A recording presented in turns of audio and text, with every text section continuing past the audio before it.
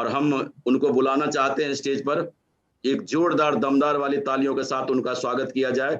So now please welcome on the stage our crown leader Ajay Kumar Pandit ji. जोरदार तालियों के साथ उनका स्वागत किया जाए। वेलकम। थैंक यू सर, बहुत बहुत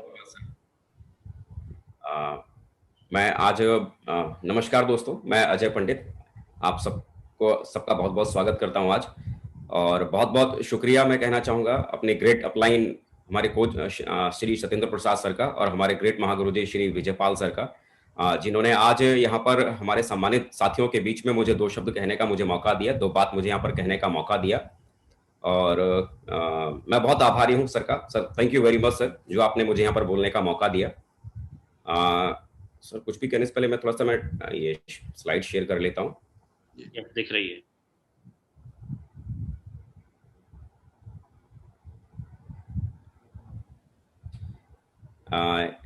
दोस्तों समय कम है और कम समय में ही सारी बातों को दोस्तों हम यहाँ पर कंक्लूड करके लेके चलेंगे। एक बार फिर से सभी साथियों को मेरा नमस्कार। दोस्तों मैं अजय पंडित एक बार फिर से आप सबका बहुत बहुत स्वागत करता हूँ।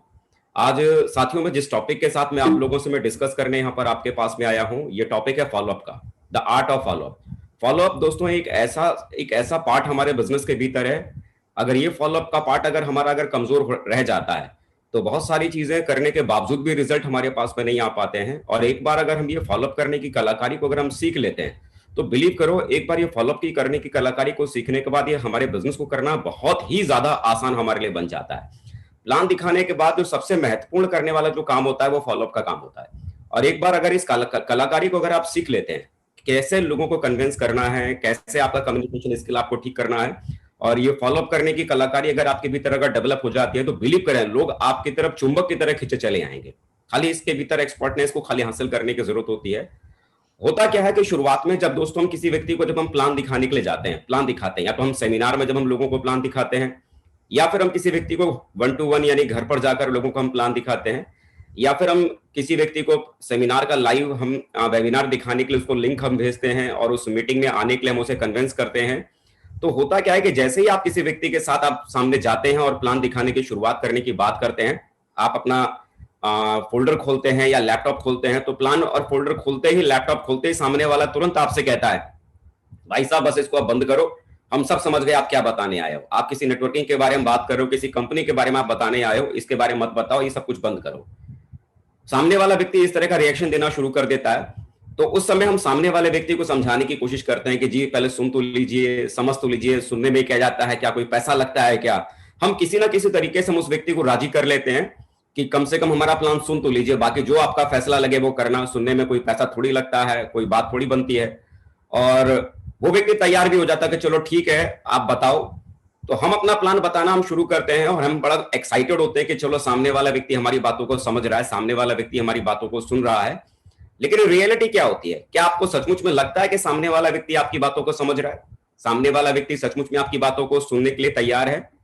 रियलिटी होता क्या है, जैसे कि मान लीजिए कोई पानी की एक बोतल है और वो पानी की जो बोतल है उसको अगर हम एक बार ढक्कन अगर हम लगा देते हैं, ढक्कन लगाने के बाद कितना भी पानी आप उस बोतल में डालने की कोशिश करो, क्या वो पानी उस बोतल के भीतर जाएगा? नहीं ना।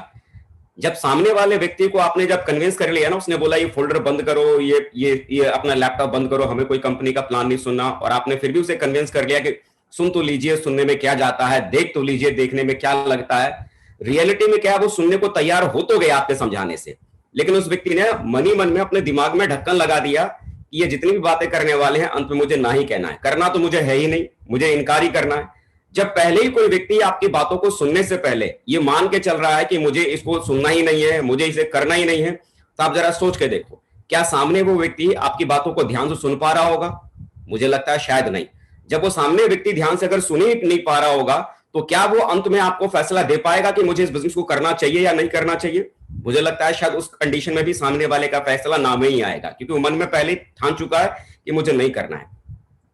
तो एक बात हमें समझने की जरूरत होती है कि पहली मुलाकात में जब किसी व्यक्ति को आप प्लान देने के लिए जाते हैं तो रियलिटी क्या होती है कि वो पहला सेशन जब आप किसी व्यक्ति को देते हैं, पहली मुलाकात में सामने वाला व्यक्ति, बहुत ही कम ऐसे लोग होते हैं जो सिंसियरली आपकी बातों को सुन पाते हैं, समझ पाते हैं। इसीलिए दोस्तों जरूरी क्या होता है कि पहली मुलाकात में हम सामने वाले व्यक्ति को सारी बातों को हम समझा नहीं पाते, सारी बातों को हम बता नहीं पाते। और प्लान देने के बाद भी अक्सर करके लोगों के साथ में क्या होता है कि जब भी वो दोबारा कभी प्लान के बाद दूसरी बार तीसरी बार मिलने के लिए उनके पास जाते हैं तो हर बार वो उनसे एक ही डिस्कस करते हैं, एक ही चर्चा करते हैं, कब जुड़ रहे हो, कब पैकेज ले रहे हो, कौन सा प्रोडक्ट ले रहे हो, कब पैसा दे रहे हो। हम हर बार सिर्फ उनको जुड़ने की बात करते हैं, हर बार हम सिर्फ उनको पैसे की बात करते हैं, लेकिन हम कभी ये समझ नहीं पाते कि सामने वाला व्यक्ति आपके बिजनेस को जुड़े तो जुड़े क्यों, सामने वाला व्यक्ति आपके साथ बिजनेस करना शुरू करे तो करे क्यों। रियलिटी क्या है ना कि आप अगर उस व्यक्ति को जितना सिर्फ पैसे की बात करेंगे, जुड़ने की बात करेंगे, उतना वो आदमी आपको इग्नोर करेगा। सच बात अगर कहा जाए ना, आप कहते हैं कि जी सामने वाला व्यक्ति हमें 10,000 नहीं देता, तो आप गलत सोच रहे हैं। आप जरा सोच के देखिए ना, मार्केट में मोटरसाइकिल के ढेर सारे शोरूम है। अरे लोगों को जब ये पता होता ना कि मोटरसाइकिल मुझे क्यों खरीदनी है, इसका मुझे क्या फायदा मिलने वाला है, तो साहब लोग 80,000 देकर भी चीजों को खरीद लेते हैं, अगर उस चीज का फायदा उनको पता होता है तब। अगर आपके बिजनेस में जुड़ने का फायदा अगर उस व्यक्ति को अगर समझ में आ जाए कि आपके साथ वो सेफ शॉप बिजनेस का कारोबार शुरू करे, तो इस कारोबार को शुरू करने से उसे क्या फायदा मिल सकता है, तो बिलीव कीजिए जब आदमी 80,000 देकर अपने फायदे की चीज खरीद सकता है, तो 10,000 देकर आपके साथ सेफ शॉप का प्रोडक्ट खरीद कर भी अपनी जिंदगी बदलने की शुरुआत कर सकता है। जरूरत क्या होती है, हमें शुरुआती दौर में एक बार में किसी व्यक्ति को आपके बिजनेस की चीजें समझ में आती नहीं है। फॉलोअप एक ऐसा प्रोसेस होता है, प्लान देखने के बाद कोई व्यक्ति तुरंत निर्णय नहीं ले पाता कि उसे करना चाहिए या नहीं करना चाहिए, दोबारा मिलकर ही हम उसे निर्णय लेने में हम उसकी मदद करते हैं, और इसी प्रोसेस को हम यहां पर फॉलोअप करते हैं। हम लगातार दोस्तों एक स्टैटिस्टिक्स बोलता है, एक डाटा बोलता है कि अगर एक मुलाकात में किसी व्यक्ति से आप अगर चाहते हैं कि वो सेल में कन्वर्ट हो जाए, तो ऐसा बहुत कम होता है कि जहां पर एक बार प्लान देने के बाद ही कोई व्यक्ति आपके बिजनेस में जुड़ जाता है। सिर्फ 2% लोग ही होते हैं जो एक मुलाकात में आपके साथ में जुड़ जाते हैं। 2% दो मुलाकातों में 3% लोग ही आपके बिजनेस में जुड़ते हैं। 3 मुलाकातों में सिर्फ 5% लोग आपके बिजनेस में आते हैं। 4 मुलाकात में सिर्फ 10% लोग आपके बिजनेस में जुड़ते हैं। लेकिन 80% लोग जो आपके बिजनेस में आते हैं वो 5 से 12 मुलाकातों में आपके साथ में जुड़ते हैं। 5 से 12 मुलाकात करने की जरूरत पड़ती है, तब कहीं जाकर 80% लोग हमारे साथ जुड़ते हैं। लेकिन बात आती है, कई बार होता है कि जब हम फॉलोअप करने के लिए हम जाते हैं, तो जितना भी हम जानते हैं कि सेफ शॉप बिजनेस किसी आदमी को क्यों करना चाहिए, हम आधा घंटा, 1 घंटा, 2-2 घंटा हम उस व्यक्ति के सामने बैठकर हम चाहते हैं कि एक ही दिन में घुट्टी पिलाकर उसको सारी बातें बता डालें कि उसे क्यों बिजनेस को करना चाहिए। लेकिन आप मुझे बताओ, जब आदमी दिमाग का ढक्कन बंद करके बैठा हुआ है, तो आप कितना भी एक दिन में समझाने की कोशिश करोगे, सारी बातें आप समझा पाओगे क्या? इससे कोई फर्क नहीं पड़ता कि आपने कितना अच्छा प्लान दिखाया। अच्छा प्लान देने से रिजल्ट आपके पास में नहीं आते। रिजल्ट जो आपके पास में आते हैं, आप प्लान देने के बाद आप उस व्यक्ति से कितनी बार मुलाकात कर पाए, इस वजह से आपके पास में रिजल्ट आते हैं। अब हर बार जब भी आप उससे मुलाकात करते हैं, तो आप किस टॉपिक पे बात करते हैं? कब पैसा दे रहे हैं, कौन सा पैकेज ले रहे हैं, कब जुड़ रहे हैं? तो इस टॉपिक पर जब भी आप चर्चा करेंगे ना, तो सामने वाला व्यक्ति आपसे चिढ़ना शुरू करेगा। आपको मालूम है कि 12 मुलाकातें करने के बाद ही 80% रिजल्ट आता है। 12 मुलाकातें करने के बाद ही लोग आपके बिजनेस में आते हैं। और रियलिटी भी है, जो भी लोग आज बड़े मुकाम पर जिनको आप देखते हैं, बिलीव कीजिए ये वो लोग हैं जो 1-2 मुलाकात में वो बिजनेस में नहीं आए थे। ये वही लोग हैं जो 12-15 मुलाकातों के बाद ही बिजनेस के भीतर आए थे और आज उन्होंने बहुत बड़ा काम किया है। तो इसका मतलब एक बार में सारी बातें समझाने की कोशिश मत कीजिए। हर बार, हर मुलाकात में उसे एक कारण दीजिए कि उसे सेफ शॉप बिजनेस क्यों जुड़ना है। अगली बार फिर जाइए, एक कारण दीजिए उसे सेफ शॉप बिजनेस क्यों करना है। अगली बार फिर जाइए, उसे एक कारण दीजिए उसे सेफ शॉप बिजनेस क्यों करना है। अगर हर बार आप उसे एक कारण अगर देते रहेंगे कि उसे सेफ शॉप बिजनेस क्यों करना है, एक दिन में सारी घुट्टी पिलाने की कोशिश मत कीजिए। आपको पता है 12 मुलाकात मुझे उसे करनी है, तो हर 12 मुलाकातों में मैं किस किस टॉपिक पे उससे बात करूंगा, किस बारे में चर्चा करूंगा, वो पहले से ही तय कर लीजिए। और तय करने के बाद उसी हिसाब से आप लोगों से बात करने की शुरुआत कीजिए। आप देखेंगे कि 12 मुलाकातों में जब जब आप किसी टॉपिक पे आप बात करेंगे, कोई ना कोई उन 12 मुलाकात में ऐसी बात होगी जो उसके दिल को लगेगी और सामने वाला व्यक्ति आपके बिजनेस के भीतर जुड़ने की शुरुआत करेगा। लेकिन इस बात का जरूर ध्यान रखना है कि आपकी मुलाकात का गैप का अंतर बहुत ज्यादा नहीं होना चाहिए। अगर आप किसी व्यक्ति की अगर आप पहले 24 घंटे में फॉलोअप करते हैं, तो आपको 90% चांस है कि वो व्यक्ति आपके साथ में जुड़ सकता है। अगर आप 48 घंटे के बाद अगर आप फॉलोअप करते हैं, मतलब दूसरी मुलाकात प्लान देने के बाद जो आप उससे मिलते हैं, अगर 48 घंटे के बाद मिल रहे हैं, तो वो चांस 50% में कन्वर्ट हो जाता है। 50% ही संभावना आपके साथ रहती है कि सामने वाला व्यक्ति आपके बिजनेस में आ सकता है। लेकिन अगर आप 72 घंटे के बाद अगर आप उसका फॉलोअप अगर करते हैं, तो वो व्यक्ति आपके साथ आ भी सकता है और वो व्यक्ति आपके साथ नहीं भी आ सकता है। इसीलिए इस बिजनेस के भीतर कहा जाता है कि प्लान देने के बाद जो अगली मुलाकात का जो समय आप जो निर्धारित करें, 48 घंटे के भीतर ही भीतर दूसरी मुलाकात उस व्यक्ति से जरूर हो जानी चाहिए। उसके बाद की जो अगली मुलाकात वो भी 48 घंटे के भीतर ही होनी चाहिए। बहुत लंबा गैप नहीं होना चाहिए, बहुत लंबा गैप नहीं होना चाहिए, और एक निश्चित अंतराल के बाद उससे आप मिलते रहिए। अगर कोई व्यक्ति ये भी आपसे कहता है कि चलो एक आध सप्ताह बाद आपसे मिलेंगे और फिर बताते हैं, तो इसका मतलब ये नहीं है कि आप एक सप्ताह तक इंतजार करें।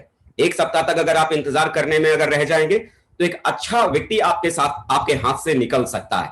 उन्होंने एक सप्ताह बाद मुलाकात करने की बात की है, कोई बात नहीं, लेकिन उसके बाद भी 48 घंटे के बाद आप उनसे फिर से मुलाकात कीजिए, उनसे बात कीजिए, क्योंकि जब आप उनसे मुलाकात करने जाएंगे आपको देखने के बाद उन्हें पहले ही अंदाजा लग जाएगा कि आप उनसे क्यों मिल रहे हैं।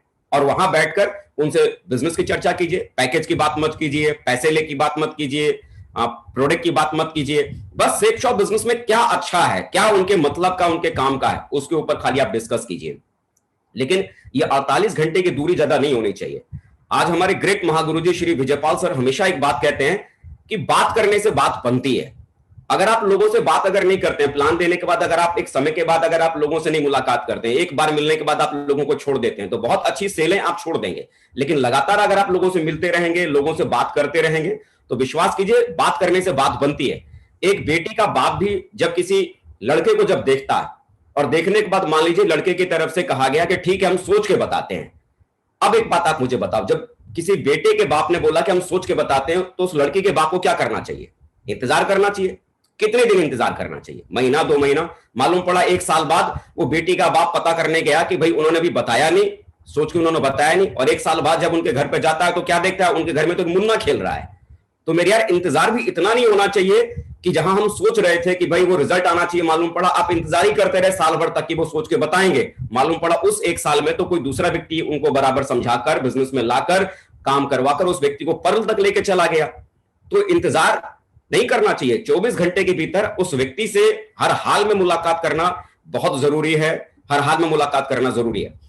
फॉलोअप के भीतर दोस्तों जो आपको कामयाबी मिलती है वो 2 वजह से मिलती है। पहली चीज, आप कितनी बार अपने गेस्ट से मिलते हैं, कितनी बार। 1-2 मुलाकातों में अगर आप गेस्ट को अगर छोड़ देते हैं कि नहीं मुझे लगता नहीं है वो करेगा, तो इसका मतलब आप बिलीव कीजिए आने वाले कल के बहुत बड़े बड़े डायमंड्स को आप अपनी टीम में खोते चले जाएंगे। क्योंकि अच्छे लोग 1-2 मुलाकातों में बिजनेस के भीतर नहीं आते, क्योंकि 1-2 मुलाकातों में चीजें समझ में नहीं आती हैं। हम और आप भी अगर खुद को अगर देखते हैं तो एक मुलाकात में हम और आप भी नहीं जुड़े थे।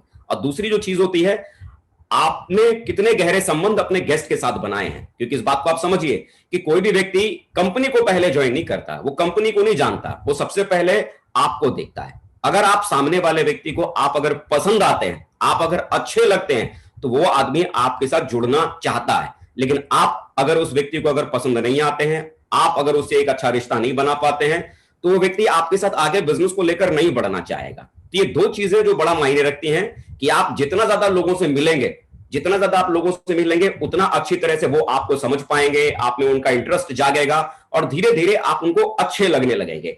और जिसका नतीजा क्या मिलेगा कि वो आपके साथ बिजनेस करना चाहेंगे, आपके साथ आगे बढ़ना चाहेंगे। तो जरूरी है इस फॉलोअप के भीतर ज्यादा से ज्यादा बार ऐसा मत कीजिए कि एक बार प्लान देने के बाद 1-2 बार मिलने के बाद आप गिव अप कर दीजिए। गिव अप कर देंगे तो आप उनको ना समझ पाएंगे, ना आगे लेके जा पाएंगे। ये 2 चीजों को जरूर आप फोकस करें। ध्यान जो देने वाली जो बात है, जो मुझे समझ में आता है कि सबसे पहले अपने गेस्ट से जब संपर्क बनाए तो उनसे दोस्ती बढ़ाने की कोशिश कीजिए। प्लान देने के बाद उनसे ये मत सोचो कि वो कब मैं उनसे पैकेज का पैसा ले लूंगा, कब मैं उनका डीडी में कलेक्ट कर लूंगा, कब मैं सेल निकाल लूंगा।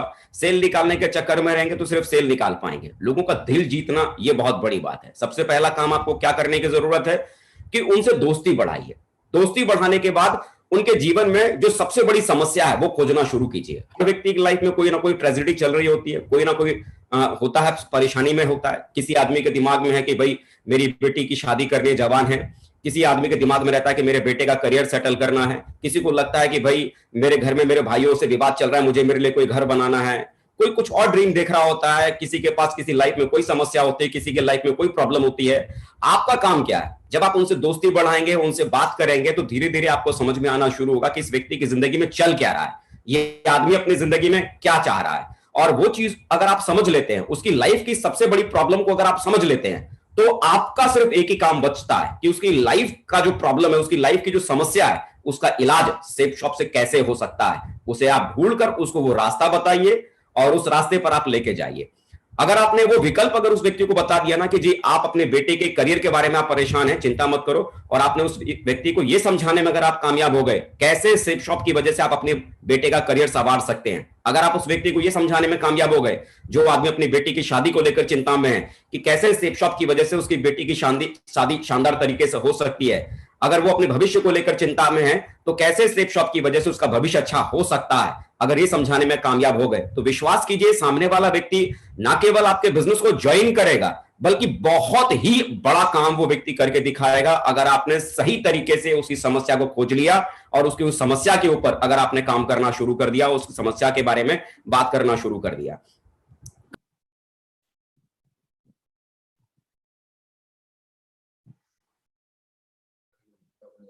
अजय जी म्यूट हो गए आप।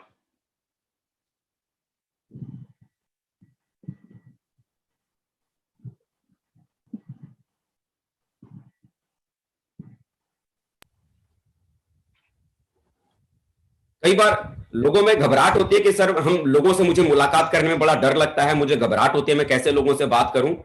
आप क्यों घबराते हैं लोगों से मुलाकात करने में? हमें लगता है सर मैं उसे क्या समझाऊंगा, मैं उससे क्या बात करूंगा। विश्वास कीजिए जब आप किसी व्यक्ति से मुलाकात करने के लिए जाएंगे और इस बिजनेस के बारे में जब आप उनसे चर्चा कर रहे हैं तो वो कोई फिजिक्स की कोई थ्योरियां आपसे नहीं पूछेंगे, फिजिक्स के ऊपर वो चर्चा नहीं करेंगे, केमिस्ट्री के कोई फॉर्मूले नहीं आपसे पूछेंगे, ना मैथ्स के कोई बहुत बड़े फॉर्मूले के बारे में वो आपसे बात करेंगे। वो इस टॉपिक पे आपसे बात करने वाले नहीं है। वो किस टॉपिक पे बात करेंगे? वो डायरेक्ट सेल के बारे में बात करेंगे, वो सेप शॉप के बारे में बात करेंगे, जी कैसी कंपनी है, कैसे जुड़ना है, भाई साहब मेरे साथ अगर नहीं कोई जुड़ा तो मैं तो कम पढ़ा लिखा हूं, मेरे पास तो पैसा ही नहीं है, मेरे पास तो समय ही नहीं है, मैं तो ज्यादा लोगों को जानता ही नहीं हूं। रियलिटी में अगर कहा जाए ना तो ले दे के वही 8-10 सवाल होते हैं जो ज्यादातर लोग पूछते हैं और वही सवाल जवाब लगातार लोग पूछते चले जाते हैं। आपका काम सिर्फ इतना ही है कि उन सवालों को ठीक से अगर आप समझ लेते हैं और बराबर उन सवालों का अभ्यास करते हैं कि कैसे उन सवालों का बढ़िया हमें जवाब देना है, और वो सवालों का जवाब कब आप बढ़िया देना सीख जाएंगे, एक बहुत ही जबरदस्त एक टूल है हमारे बिजनेस के भीतर, प्रगति सूत्र। ये प्रगति सूत्र के भीतर दोस्तों ढेर सारे ऐसे सवाल हैं जो आमतौर पर लोग पूछते हैं और उन सवालों का जवाब खाली आपको समझना है। उन सवालों का जवाब समझ के कब सेप शॉप कंपनी शुरू हुई, कौन कौन लोग यहाँ पर काम करते हैं, कैसे इस बिजनेस को करना है, कैसे हमें आगे बढ़ना है, और जो लोग सवाल जवाब करते हैं उन सवालों को आपने अगर समझ लिया और जितना ज्यादा लोगों से कम्युनिकेशन आपने बनाना शुरू किया, लोगों से आप बात करना शुरू करेंगे तो बात करने के अंदाजे से आपको अंदाजा लगना शुरू हो जाएगा कि कैसे उस व्यक्ति के सवालों का जवाब देना है। चाहे तो डेमो क्लास के तौर पर उन सवालों का जवाब अपने अपलाइन के साथ बैठकर आप दें, अपने अपलाइन के साथ डिस्कस करें। जो आदमी कहता है कि जी मेरे पास पैसा नहीं है, तो कैसे उस व्यक्ति को आप समझाएंगे? जो कहता है जी मैं तो जुड़ गया, मेरे साथ अगर 2 नहीं जुड़े तो क्या होगा, कैसे उस सवाल का जवाब आप देंगे? बहुत अच्छे तरह से अपने अपलाइन के साथ बैठकर डेमो दीजिए और बराबर उसका अभ्यास कीजिए, क्योंकि कम्युनिकेशन स्किल को डेवलप करने का एक बहुत ही आसान तरीका है और वो है रिपीटेशन। जितनी ज्यादा बार किसी चीज का रिपीटेशन करेंगे उतना ही आपका हाथ उसमें मजबूत होगा, और जितना आप उसमें पक्के बन जाएंगे, जितना आपका कम्युनिकेशन स्किल बढ़िया होता चला जाएगा, जितनी आपकी पकड़ सेप शॉप बिजनेस के ऊपर मजबूत होती चली जाएगी, सवालों का जवाब देने में जितना आप कॉन्फिडेंट फील करेंगे उतना आपके भीतर जो डर है लोगों से मिलने का कि मैं लोगों से मिलूंगा, लोग सवाल करेंगे तो मैं जवाब कैसे दूंगा, तो विश्वास करें अगर सवालों का जवाब अगर आप इकट्ठा करना अगर शुरू कर देंगे, उनका बराबर अभ्यास करना शुरू कर देंगे, ज्यादा से ज्यादा लोगों से मिलना शुरू कर देंगे, उनके सवालों को हैंडल करना शुरू कर देंगे, तो धीरे धीरे एक एक करके उन सवालों का जवाब आप बखूबी तरीके से देना शुरू कर देंगे और बहुत ही आसानी से दोस्तों आप लोगों को हैंडल करना शुरू कर देंगे। ये बेसिक चीजें हैं जो मुझे लगता है कि अगर आप इसे करना शुरू कर देते हैं तो इन बेसिक चीजों को करके आप बहुत बड़ा काम कर सकते हैं, बहुत आगे तक जा सकते हैं। फॉलोअप एक बहुत बड़ा चैप्टर है, घबराने की जरूरत नहीं है, बस खाली इसके ऊपर मेहनत करने की जरूरत है। याद रखिए फॉलोअप समय पे होना जरूरी है, प्लान के बाद एक समय पे होना जरूरी है, और वो सारी चीजें अगर हम करते चले जाते हैं तो हमारे लिए चीजें बहुत आसान हो जाती हैं। मैं बहुत शुक्रगुजार हूं जो सर ने मुझे यहाँ पर मौका दिया इस टॉपिक पर डिस्कस करने के लिए, इस टॉपिक पर बात करने के लिए। सर बहुत बहुत शुक्रिया।